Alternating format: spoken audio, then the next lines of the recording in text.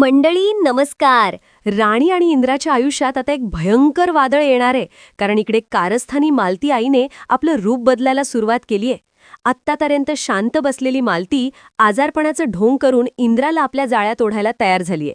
इकडे राणीच्या घरी आनंदाचं वातावरण असतानाच अचानक राणीचे आईबाबा तिथे पोचतात. "राणे ग, कशी आहेस पोरी?"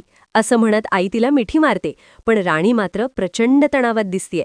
तिच्या मनात भीती आहे की मालती आई काहीतरी विपरीत पाऊल उचलणार. आणि घडतंही तसंच. तिकडे मालती रागात लाल बुंद झालीये. ती आरडाओरडा करत म्हणते, "उर्मिला, बघितलंस ना, माझा मुलगा आज त्या वस्तीतल्या पोरीच्या घराची चाकरी करतोय आणि मी इथे वेदनेने तडफडते. आता मी असं काहीतरी करणार की इंद्राला पळत यावं लागेल." आणि मालती चक्क तिखट मिरच्या खाऊन स्वतःला आजारी पाडते. तिची अवस्था पाहून आबा घाबरतात आणि इंद्राला फोन लावतात. "इंद्रा, लवकर घरी ये, तुझ्या आईची तब्येत खूप बिघडलीये." हे ऐकताच राणीच्या पायाखालची जमीनच सरकते. तिला समजतं की हे सगळं तिला आणि इंद्राला वेगळं करण्याचं षडयंत्र आहे. पण आता इंद्रा कुणाची साथ देणार? आपल्या जन्मदात्या आईची की जीवापाड प्रेम करणाऱ्या राणीची? राणीच्या आईबाबांना मालती आई घरात थारा देणार का? आता खरी ठिणगी पडणार आणि नात्यांची गुंफण विखुरणार की काय, हे पाहणं खरोखरच थरारक ठरणार आहे.